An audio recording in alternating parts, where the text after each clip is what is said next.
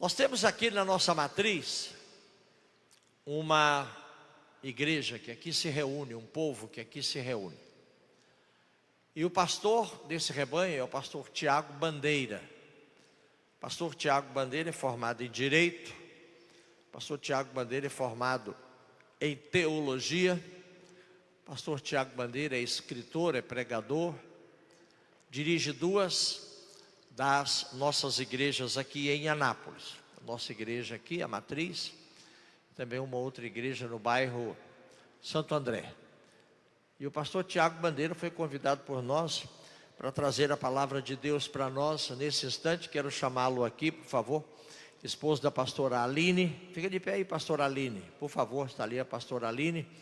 Eles têm um filho e duas filhas. E um casal de Deus, pessoas fiéis a Cristo Jesus, fiéis à nossa convenção, à nossa igreja. E é um prazer muito grande receber a palavra de Deus através do pastor Tiago Bandeira, tá bom? Vamos ouvir, vamos ficar de pé, por favor? Todos em pé, por favor? Para recebermos a palavra de Deus através do pastor Tiago Bandeira. Ele é bem-vindo entre nós, digam, é verdade. É verdade.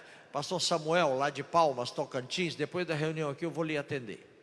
Tá bom? Meus irmãos e minhas irmãs, a paz do Senhor Jesus, amém? Por gentileza, abra a sua Bíblia, de pé como você está.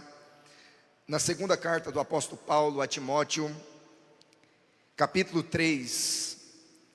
Estarei lendo do versículo 14 ao versículo 17. Quero louvar a Deus por essa oportunidade, mais uma vez, poder pregar em nossa Convenção Internacional da Assembleia de Deus. Quero agradecer a vida do meu pastor José Clarimundo César. Obrigado, pastor, pela confiança, pelas oportunidades que o senhor tem me dado de pregar nos eventos gerais da igreja e também de estar aí ao lado do Senhor servindo no pastoreio. Deus abençoe o pastor Jocelyn, primeiro vice-presidente da nossa igreja, grande amigo. Deus abençoe, que o senhor continue triunfando na sua jornada ministerial para a glória de Deus. Pastor Sebastião Inácio, presidente da nossa convenção, obrigado, pastor, o senhor é um exemplo.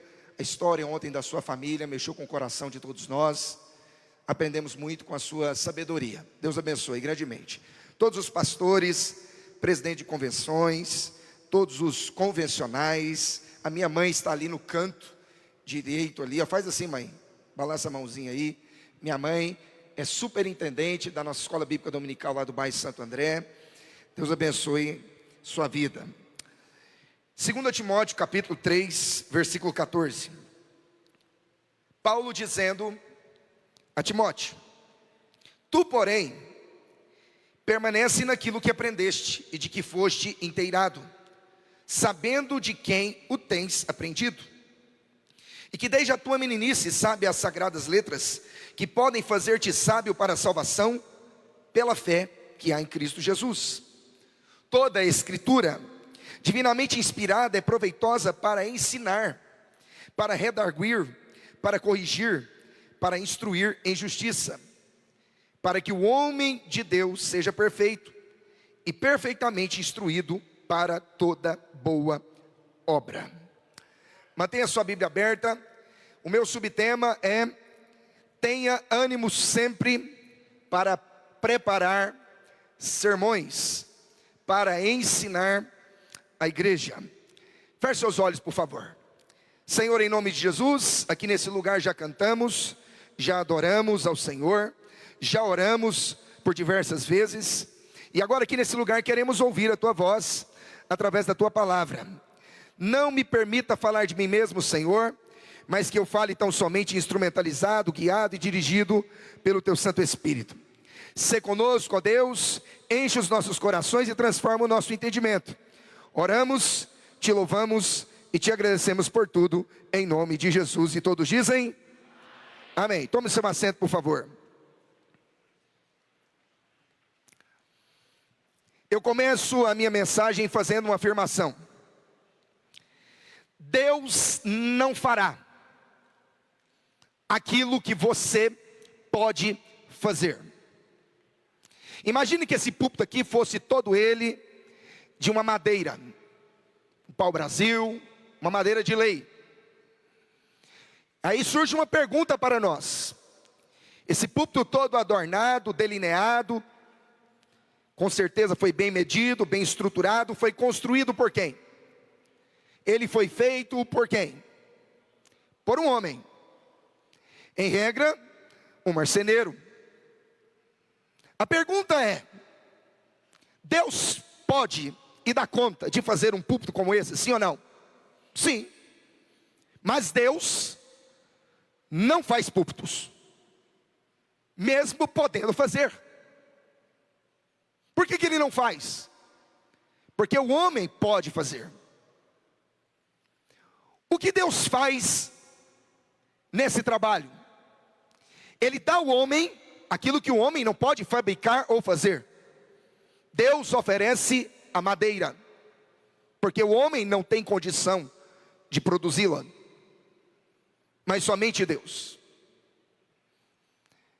Entenda de uma vez por todas: Deus não fará, pastor querido, pastora, obreiro, você que aqui está, Deus não fará aquilo que você pode e deve fazer, definitivamente.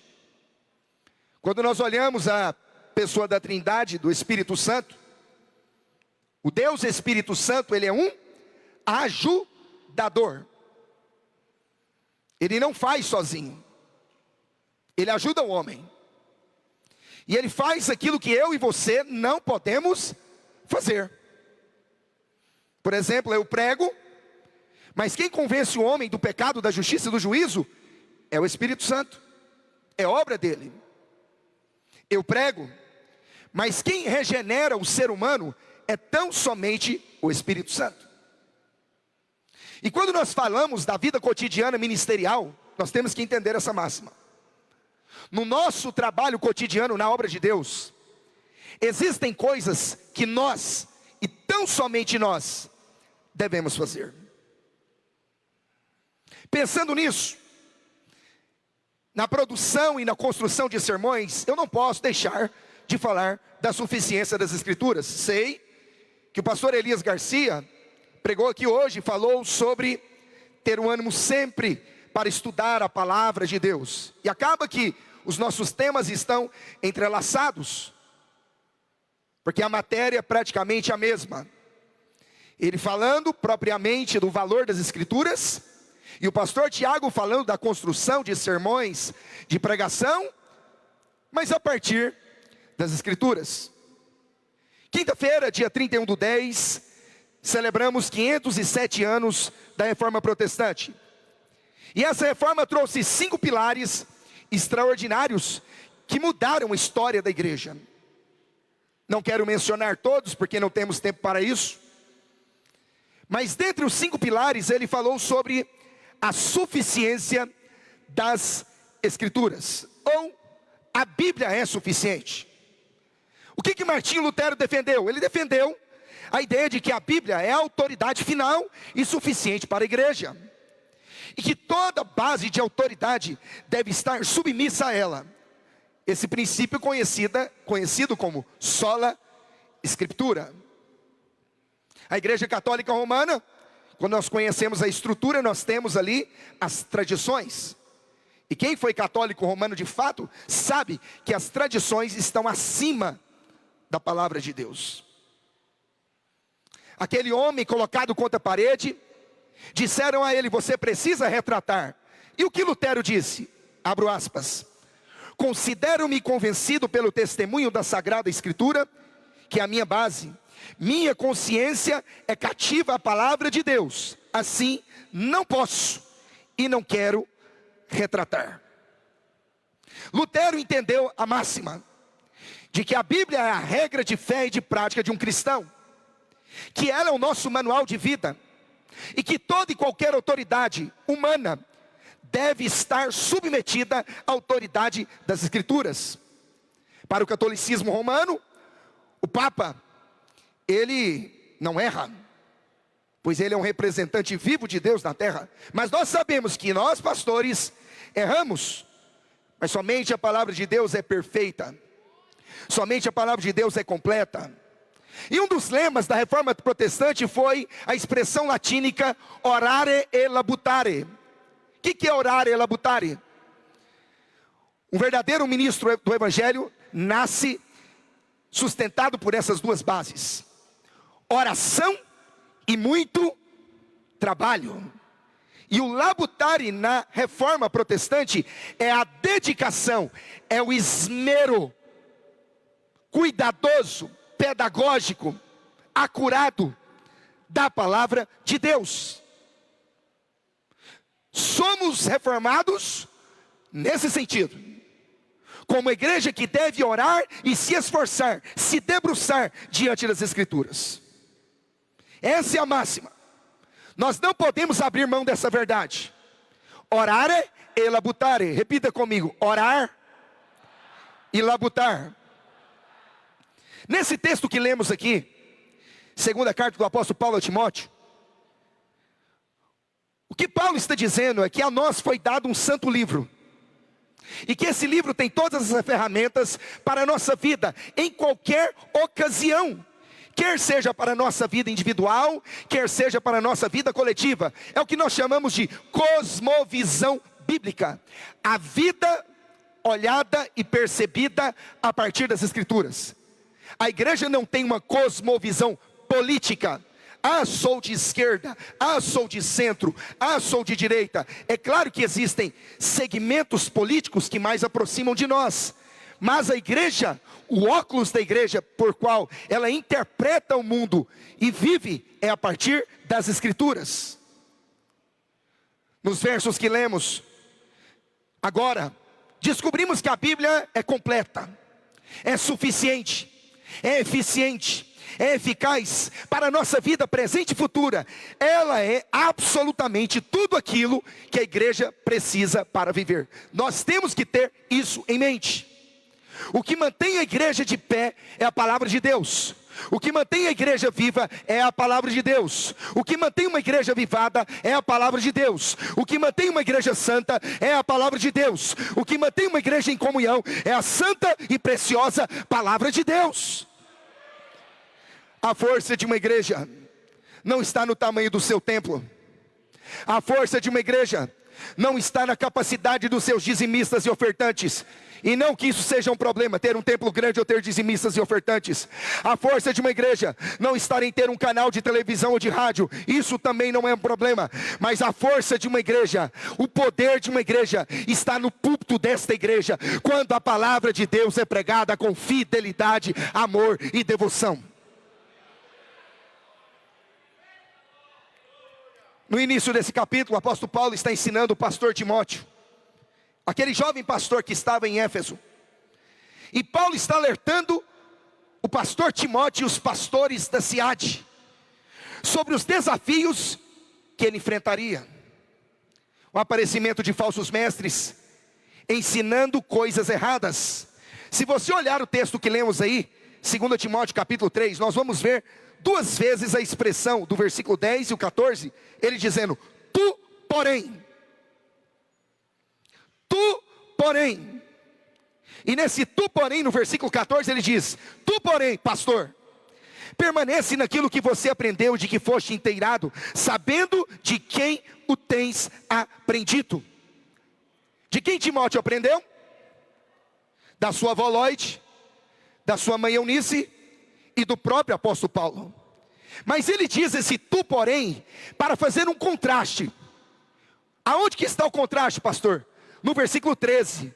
Olha o que o versículo 13 diz: mas os homens maus, enganadores, irão de mal a pior, enganando e sendo enganados. Tu, porém, permanece naquilo que aprendestes.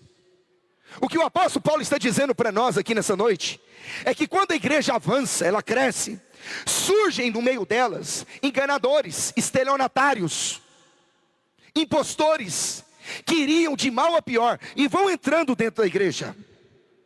E sabe o que eles fariam com a igreja e falariam à igreja? eles tentariam enganar a igreja o tempo todo, enganar o povo de Deus. Eu tenho certeza que você, pastor, já tenha vivido um episódio como esse, de entrar alguns falsos mestres, falsos profetas no meio da igreja que você pastoreia, querendo ditar as regras, querendo guiar a igreja, querendo instruir a igreja com suas falácias, fábulas e chocarrices. Eu tenho certeza que isso já aconteceu. E qual é a solução, pastor Tiago, que o apóstolo Paulo dá para Timóteo? Timóteo, meu filho querido, permaneça focado e voltado para esse livro velho. Permaneça nele, naquilo que você aprendeu. Você não precisa correr atrás de novidades. Você não precisa de simpatias para tentar tirar esses malfeitores do meio da igreja.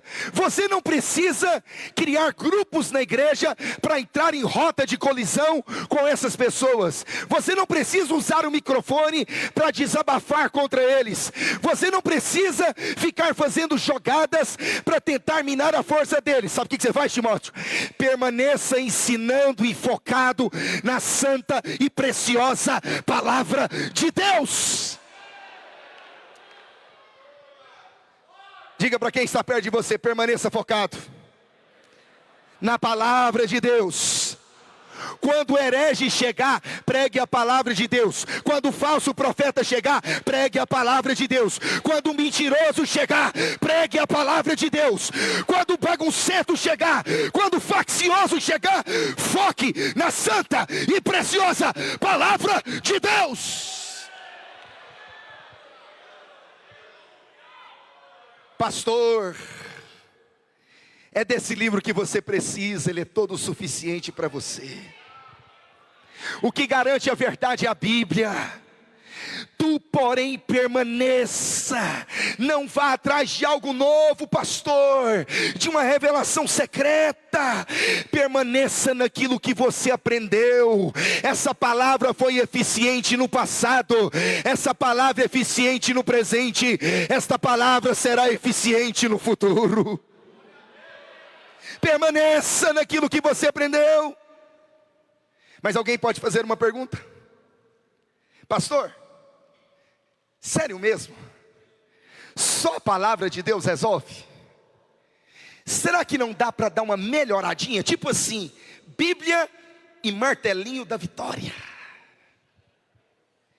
Bíblia e água em cima do rádio, água do Jordão. Aleluia. Bíblia é bom, pastor, mas uma coisinha a mais fica melhor.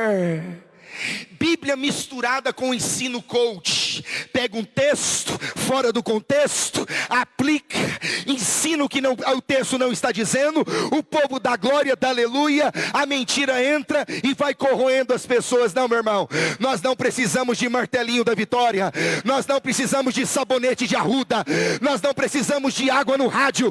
O que nós precisamos, nós temos. Levante a palavra de Deus. Nós temos a santa e preciosa palavra de Deus.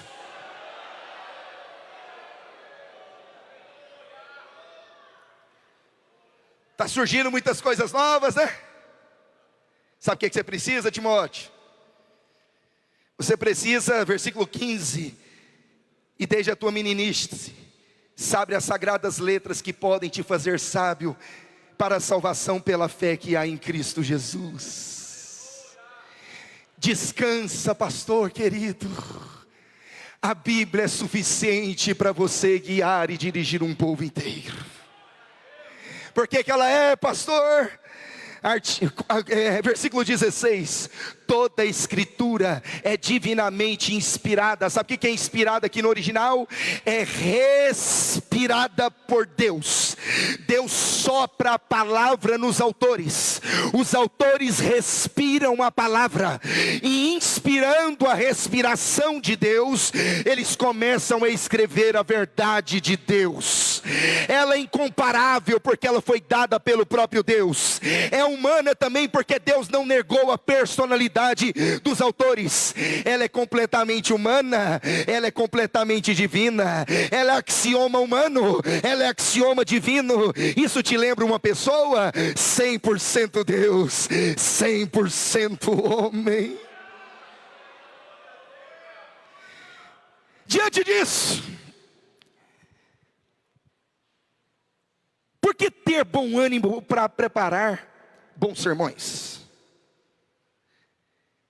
O que é um bom sermão? Um bom sermão, primeiramente, é aquele buscado em oração. Não tem como dissociar pregação de oração. Elas estão interligadas. É um trabalho sinérgico. Eu oro e o Espírito Santo me direciona no que pregar. Pois só o Espírito Santo sonda o coração do homem e sabe aquilo que o homem precisa ouvir. Vou repetir. Não tente começar pensando, eu vou falar sobre isso hoje. Não. Naquele devocional que você entra para o teu quarto, fecha a tua porta, busca o teu pai em secreto, o teu pai que te vê em secreto te recompensa. E uma das recompensas que o pai dá em secreto para um pastor piedoso é a entrega daquilo que ele deve levar à sua igreja. Você precisa orar antes. Você precisa ouvir a voz de Deus. Muita oração, muito poder. Ouvimos aqui várias vezes pelo pastor Sebastião José Inácio. Poder para quê? Para recebermos direção de Deus. Nós não somos cheios de vinho no qual há dissolução. A igreja, os pastores são cheios do Espírito Santo. Logo, somos controlados pelo Espírito Santo.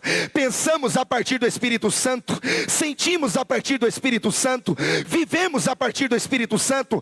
Pregamos a partir do Espírito Santo. Então o sermão nasce primeiro no joelho. Um bom sermão deve sempre depender do texto bíblico. É o que o texto quer dizer. Não é o que você e eu queremos falar. É que o texto quer dizer. Tem muita gente que é assim, eu já sei o que eu quero dizer, agora eu vou achar um texto para falar o que eu quero falar. Não é você que submete a palavra. É a palavra que tem autoridade e nós nos submetemos a ela. Logo, é do texto que brota o sermão. O tema nasce do texto. As aplicações nascem do texto. A introdução nasce do texto. Não é eu já tenho um tema, eu já sei o que eu quero falar e agora eu vou procurar um versículo para chancelar o que eu quero. Não. Não é assim. O texto deve ser pregado com fidelidade. Preste atenção. Pergunte para o texto. Quem está falando? Com quem está falando? Por que está falando? E qual é a necessidade daquele público imediato? Por que o escritor falou daquele jeito com aquele público? Por exemplo, quando nós olhamos, por exemplo, o texto lá das parábola das 10 virgens. Nós temos ali a simulação de um rito de um casamento judaico, totalmente diferente de nosso. 10 mulheres com lamparinas nas mãos, não tinha luz elétrica, eram mulheres com lamparinas que guiavam a noiva até a casa do pai do noivo. Então quando Jesus está falando com aquele público-alvo ali, ele sabe que aquele povo está entendendo. Deixa eu dizer para você, você precisa entender o contexto. Um sermão de qualidade, a gente tem que entender o contexto. Quem escreveu, por que escreveu, de onde escreveu, para quem escreveu e qual é a finalidade. Se pregarmos Filipenses, temos que entender que o tema central da carta é alegria. Paulo está preso, mas ele fala como na parte principal da carta sobre alegria. O texto, o sermão envolve muitos aspectos, envolve contexto, exegese, hermenêutica aplicada e adequada. Por exemplo, nós, assembleianos do Ministério de Anápolis, somos em regra de uma hermenêutica dispensacionalista. O que é isso? Nós interpretamos as escrituras na sua literalidade. A palavra de Deus tem alegorias? Tem. A palavra de Deus tem parábolas? Tem. Mas toda alegoria remete a um significado original. Você precisa caminhar com isso. Pastor, então precisa ser quase um teólogo. Não, meu irmão. Não é isso que eu estou dizendo. Você deve se deter no texto. É do texto que brota a mensagem. Deixa eu dizer, pastor, não se entregue à inércia, não se entregue à prostração, à preguiça e ao desânimo. Eu sei, dá trabalho, irmão. Fazer um sermão bem feito dá trabalho. Escrever 4, 5 folhas de lauda A4 dá trabalho. Tem que suar. Tem que abrir comentário bíblico de um lado, tem que abrir dicionário bíblico do outro abre Bíblia de estudo ali pega depois uma gramática, e a gente pega um livro que fala sobre o tema, e a gente vai labutando, a gente vai labutando. Mas deixa eu dizer para você, meu irmão, querido pastor, um pastor precisa entender que um sermão bem construído na dependência do Espírito Santo nutre, alimenta a igreja. Vou repetir: um sermão bem construído na dependência do Espírito Santo, um sermão que tenha introdução, um sermão que tenha transições, um sermão que tenha desenvolvimento, um sermão que tenha conclusão. Porque tem gente que começa a pregar, meu irmão, ele pega o texto, lê o texto, abandona o texto e nunca mais volta para o texto. E a gente fica pensando: nossa, mas foi bom demais, foi fogo puro. Mas o que você entendeu? Nada, o sermão foi fraco. O movimento pode ter sido forte, mas a construção foi fraca. E nós, como pastores, eu prego a palavra de Deus há mais de 20 e tantos anos. Sou pastor de igreja há 4 anos, e eu aprendi isso de maneira mais incisiva no pastoreio. Porque pregador, a gente pega um sermão e repete ele 30 vezes, e a gente vai ficando cada dia melhor. Mas o pastor não. Toda terça é um sermão novo, todo domingo é um sermão novo. No ano, um pastor que prega terça e domingo, ele prega no mínimo 80, 90 sermões. Tem que buscar, tem que ralar, porque não é fácil, meus irmãos. Deixa eu dizer um negócio para você, querido pastor. Você quer que a sua igreja amadureça?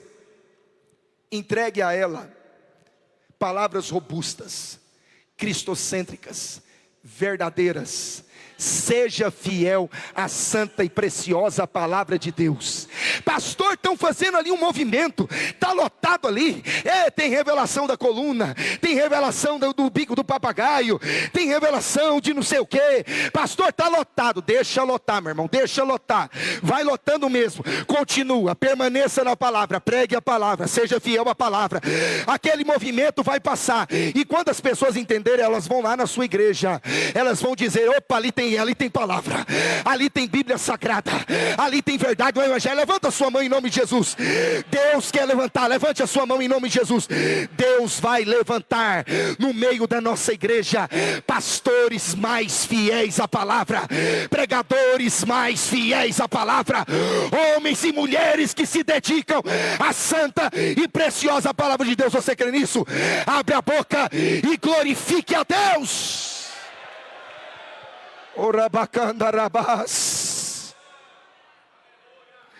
A palavra de Deus amadurece pessoas, amadurece. Olha o texto que eu li aí, é o texto que está dizendo, 2 Timóteo 3,17, olha o que o texto vai dizer. Para que o homem de Deus, vou voltar, versículo 16, toda a escritura, olha, ela é inspirada, proveitosa, então Timóteo, para ensinar, para redarguir, para corrigir, para instruir em justiça, para que o homem de Deus seja perfeito e perfeitamente instruído para toda boa obra. A ideia aqui, para que o homem de Deus seja perfeito, é a ideia de um homem maduro, de um homem pronto. Olha aqui para mim, eu ouvi um dia de um pastor, quando eu fui assumir a igreja do bairro Santo André, há 4 anos atrás. Eu falei: pastor, se o senhor pudesse dar uma dica aí de pastoreio, o que o senhor diria para mim? Ele falou assim: Tiago, abre a Bíblia, se aprofunde nela e pregue o Evangelho de maneira séria, comprometida. Pastores sérios atraem pessoas sérias. Diga para quem está perto de você: pastores sérios atraem pessoas sérias. Diga para ele: quer pessoa séria na sua igreja? Prega a palavra com fidelidade. Prega a palavra com fidelidade. Quer gente madura na sua igreja? Pastor, eu quero dizimista na minha igreja. Prega a palavra com fidelidade. Pastor, eu quero músico abençoado na minha igreja. Pregue a palavra com fidelidade. Pastor, eu quero obreiros constantes, fiéis dentro da igreja que eu estou. Pregue a palavra com fidelidade. Quanto mais fidelidade você pregar, mais um povo fiel se levantará no meio da igreja que você pastoreia, para a glória do Senhor. O povo padece por quê, pastor Dilson? Ninguém padece por falta de movimento. Ninguém padece por falta de reteté, irmão. Tira esse negócio de reteté da sua boca, viu, meu irmão?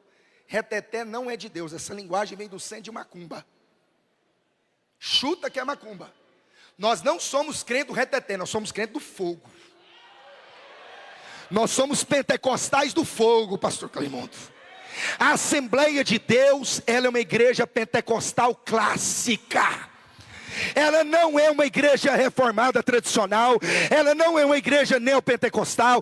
Nós não somos melhores do que eles, mas nós cremos que Jesus salva, Jesus cura, Jesus batiza no Espírito Santo, Jesus faz sinais e maravilhas, e Jesus voltará. Quem crê nisso? Quem crê nisso? Abre a boca e adore a Deus.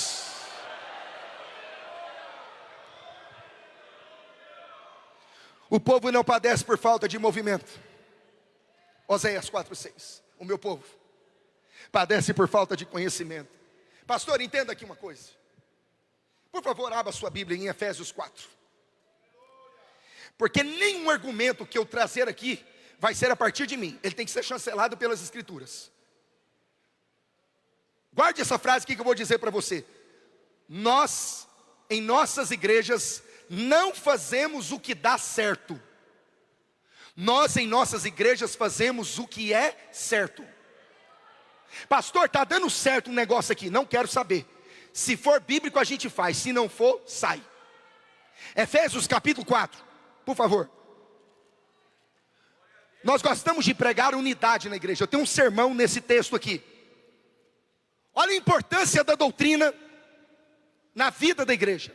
Efésios 4. Rogo-vos, pois, eu, o preso do Senhor, que andeis como é digno da vocação com que foste chamado, com toda humildade e mansidão, com longanimidade, suportando-vos uns aos outros em amor, procurando guardar a unidade do Espírito pelo vínculo da paz. Olha o versículo 4, versículo 1, desculpa.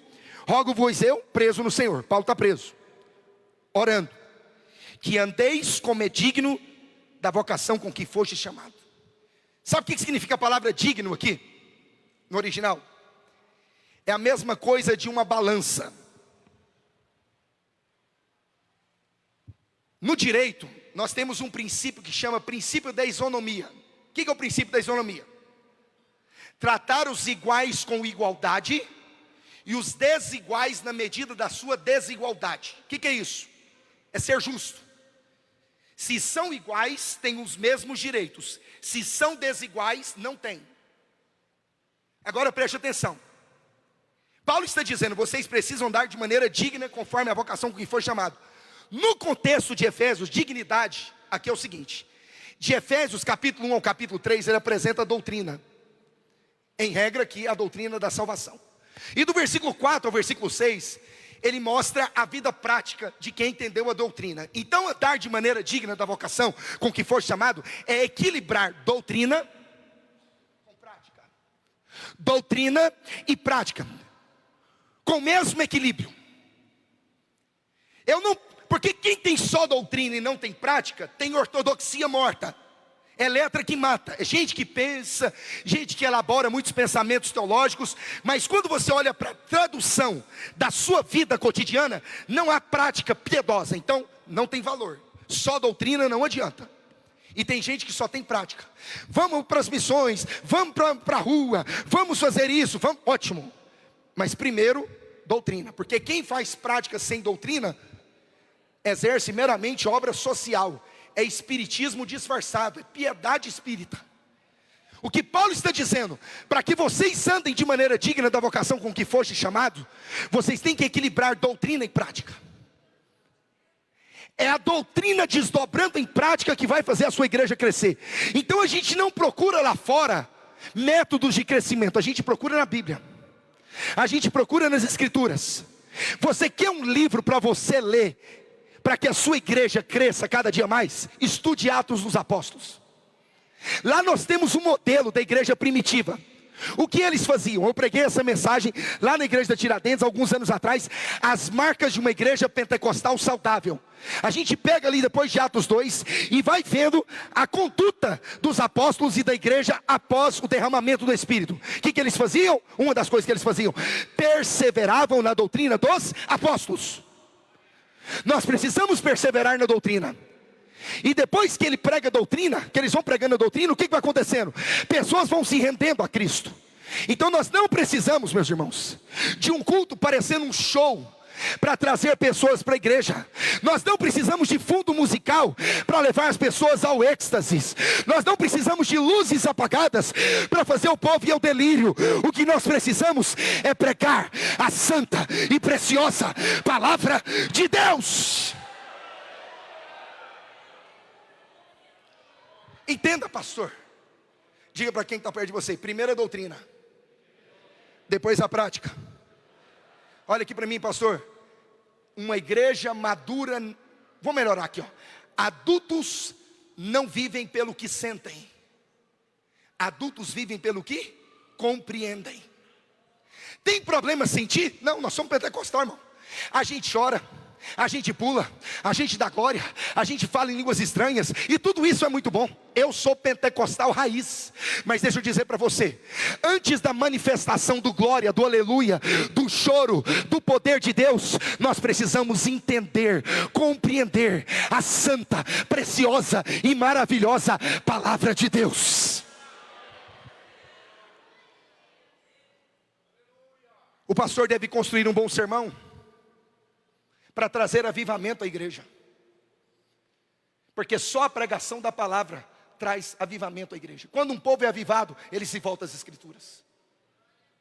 Você não pode sair daqui desse jeito, pastor, do mesmo jeito. Com certeza tem homens aqui que têm muito esmero na palavra, são dedicados às Escrituras, e eu estou corroborando, fortalecendo essas verdades dentro de você. Mas talvez, pastor, você tenha sido tentado a deixar um pouco a Bíblia de lado e tomar algumas decisões para agradar determinados segmentos. Deixa eu dizer para você, não faça isso.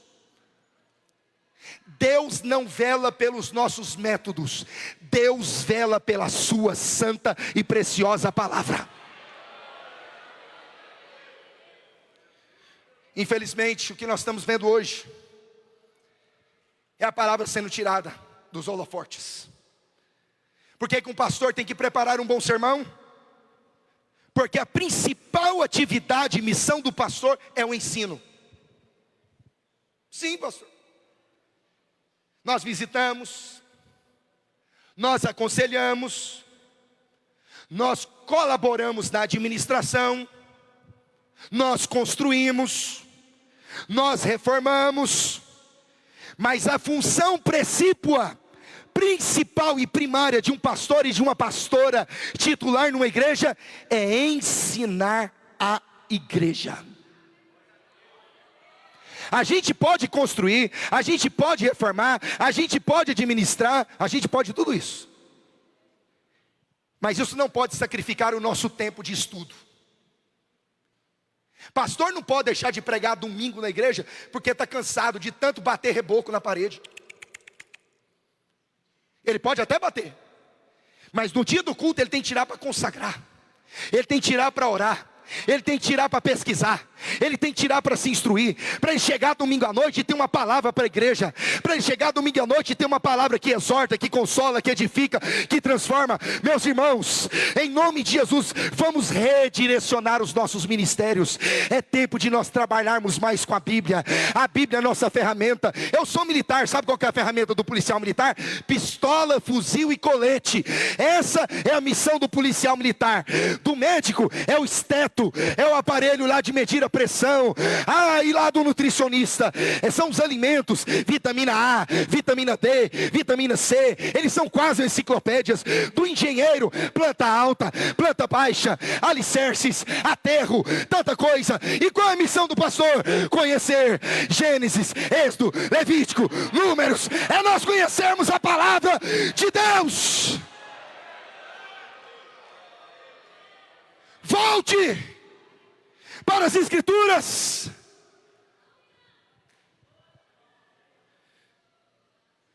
Pastor, vou encerrar. Eu pastorei uma igreja pequena, pastor. Bem-vindo, eu também. E eu preparo um sermão com tanto zelo, pastor. Olha aqui. Tanta pesquisa. Aí quando não está bom de escrever, Deus vai entregando algumas coisas, você vai escrevendo na caneta assim. Aí você chega lá na terça-feira, com aquele sermão bonito. 3 pessoas. Aí eu faço uma pergunta. E daí?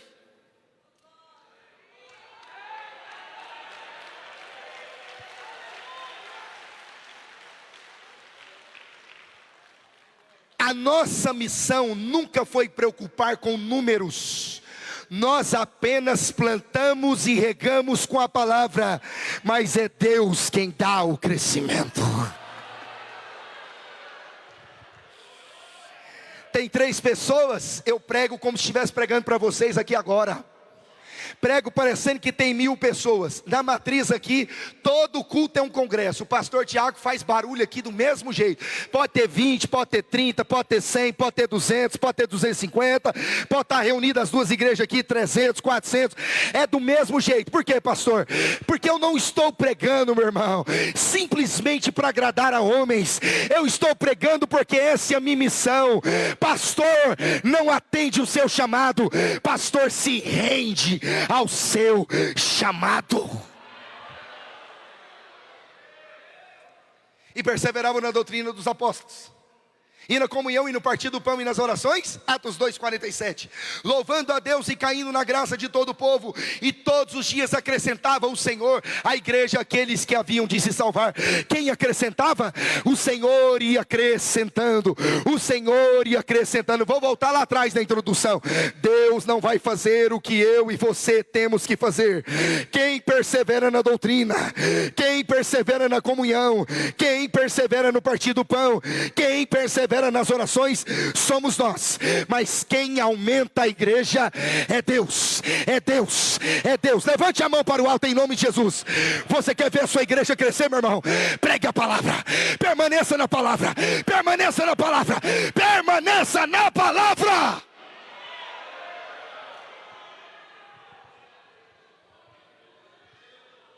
Concluo. Querido pastor, se gaste na preparação do sermão. Ore e jejue. Não procure métodos. Irmãos, se tem um trem que não me chama atenção, é método. Modelos. Que não tem nada a ver com a verdade do evangelho. Pastor, prega lá na sua igreja que Jesus salva, mas prega para os seus irmãos também, sabe o quê? Que nós somos chamados para perder. Que aquele que quiser vir após mim, deve negar a si mesmo, tomar a sua cruz e me seguir. Pois aquele que quiser ganhar a sua vida aqui, perdê-la-á. Mas aquele que perder a sua vida aqui por amor a mim, esse ganhará. A Bíblia é suficiente para você? Se é suficiente para você, diga glória a Deus. Pega a Bíblia aí na mão. Levanta ela aí. E diga assim comigo: orar e labutar. Diga para quem está perto de você: essa aqui é a minha ferramenta de trabalho. É com ela que eu trabalho. Diga para ele, sabe o que tem aqui? Diga para ele, sabe o que é isso aqui?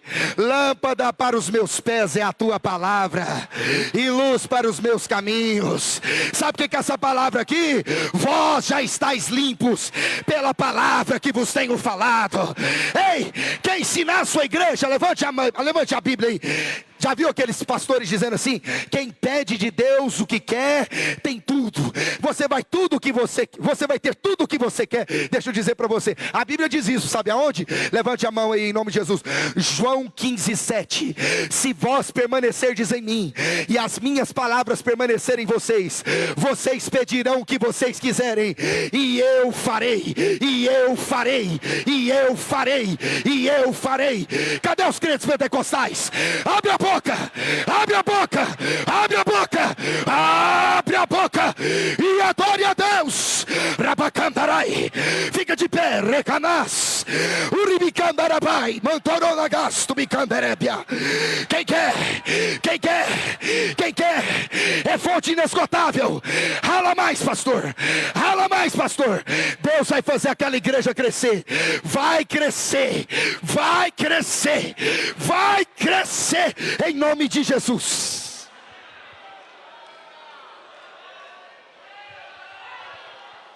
Uribicandaravas, toreremeregues, Uribicandarai, namantoronagas, subicandarai. Você tem tudo o que você precisa, Timóteo. Permanece, permanece, permanece, permanece. A Assembleia de Deus permanece do jeito que você é. Nós nascemos pentecostais, vamos morrer pentecostais, vamos subir pentecostal, vamos ser pentecostal de verdade, vamos falar em línguas estranhas, vamos orar pelos enfermos, vamos expulsar os demônios, vamos evangelizar. Deus está conosco, Deus está conosco, Deus está conosco.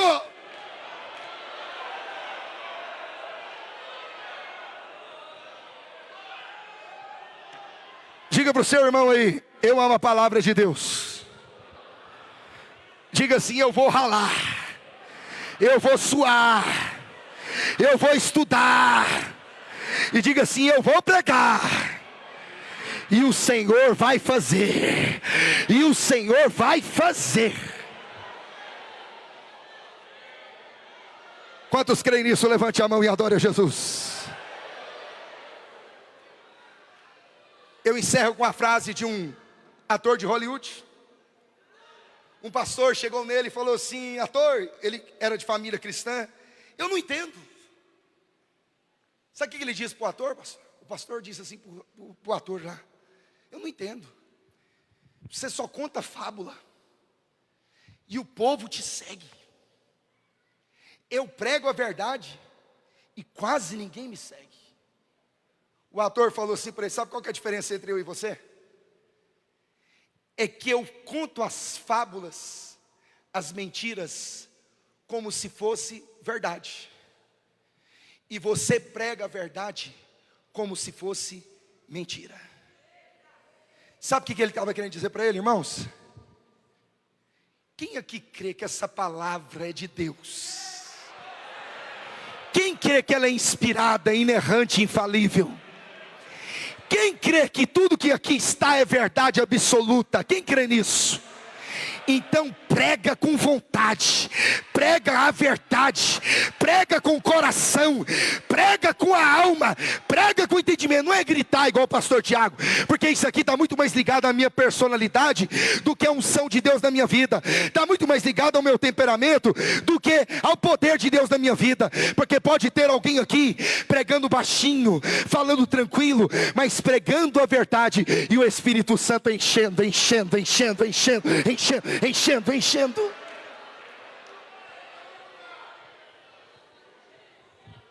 Nós vamos orar. E eu quero pedir nosso pastor José Clarimundo para orar. Eu vou pedir para o senhor orar por dois motivos. Primeiro, porque o senhor é meu pastor e eu amo muito a vida do senhor. E segundo, porque o senhor é um homem da palavra. Essa multidão que segue o Senhor Eu fiz um texto uma vez no aniversário do Senhor.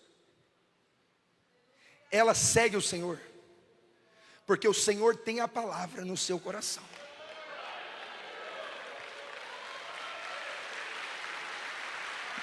E eu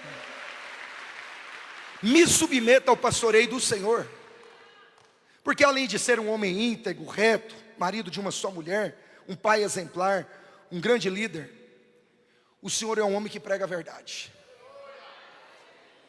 E nós desejamos, tenho certeza que todos nós, crescermos na palavra, memorizarmos a palavra. Eu não dou conta de memorizar igual o Senhor, por isso que eu tenho que andar com um monte de papel.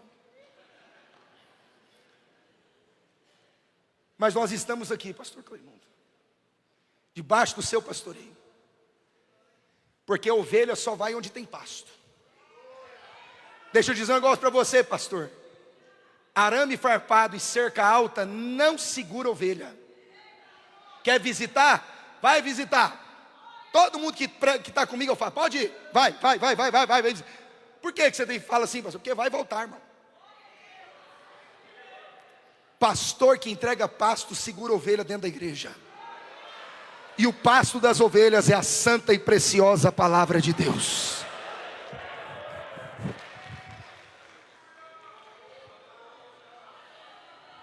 Glória a Deus. Linda palavra, inspirada palavra, poderosa palavra, porque é a palavra de Deus, falada por um homem de Deus que ama a palavra, que tem compromisso com a palavra, por isso ele vive a palavra, né? Ele vive, depois ele fala. Ele não fala para depois pensar se vai viver ou não. Ele vive depois, e aí então prega, né? Levante suas mãos, por favor. Nosso Deus e Pai, o Senhor enviou a sua palavra, e nós temos na palavra do Senhor tudo quanto nós precisamos. E nós vamos, Papai eterno, olhar para essa palavra diariamente, meditar nessa palavra constantemente. Vamos falar essa palavra sempre, porque essa palavra de Deus, falada na virtude do Espírito Santo, ela penetra no ouvinte, não somente nos seus ouvidos, mas ela desce até a divisão da alma e do espírito, das juntas e das medulas. Essa palavra traz vida, essa palavra gera fé, essa palavra aperfeiçoa a esperança, essa palavra nos guia, nos ensina, essa palavra nos afasta da mentira e nos leva a ficar cada vez mais apegados à verdade. Essa palavra, Papai eterno, é tão eterna quanto o Senhor. Um dia os céus vão desaparecer, a terra vai desaparecer, mas a palavra do Senhor vai permanecer, permanecer, permanecer. Graças a Deus, porque o Senhor faz essa palavra acontecer, se cumprir. O Senhor vela sobre ela, o Senhor a ama porque é a sua palavra, o Senhor escuta porque é a sua palavra, os anjos reverenciam a palavra. Glória a Deus, glória a Deus. Que essa palavra esteja, Papai eterno, na nossa boca, para que ela chegue aos ouvidos dos nossos filhos, dos nossos descendentes. Papai amado, Papai eterno, que essa palavra, Senhor, que é poderosa para salvar, como disse o apóstolo Paulo, não me envergonho do evangelho de Cristo, porque ele é o poder de Deus para a salvação de todo aquele que nele crê. Que essa palavra seja levada a todos os povos da terra, porque todos precisam de salvação, todos precisam de salvação. E quem tem essa palavra é a igreja, e nós vamos levá-la continuamente para as pessoas da nossa família, da nossa vizinhança, colegas de trabalho, de escola. Ó Papai eterno, ajuda-nos, Senhor, a amar essa palavra como amamos o Senhor, a nos apegarmos a ela como a joia preciosa de grande valor. Ó Senhor Deus, abençoa a cada um irmão e irmã que aqui está, pregadores da verdade, pregadores da verdade, pregadores do amor, pregadores da graça, pregadores da fé, pregadores do perdão, pregadores da vontade de Deus. Usa, Senhor, o seu povo, usa, Senhor, a sua igreja. Nós oramos com fé e vamos orar sempre a palavra. Ao orarmos, vamos sempre mencionar a palavra do Senhor, porque quando oramos a palavra, o Senhor se apressa em cumprir a palavra em nosso favor. Em nome de Jesus Cristo, agora e sempre, amém e graças a Deus. Digam todos amém. Digam graças a Deus. Graças a Deus. Vamos aplaudir a Cristo Jesus e ao nosso companheiro, a quem honra, honra. Pastor Tiago Bandeira. Glória a Deus. Podem assentar. Glória a Deus. Graças a Deus.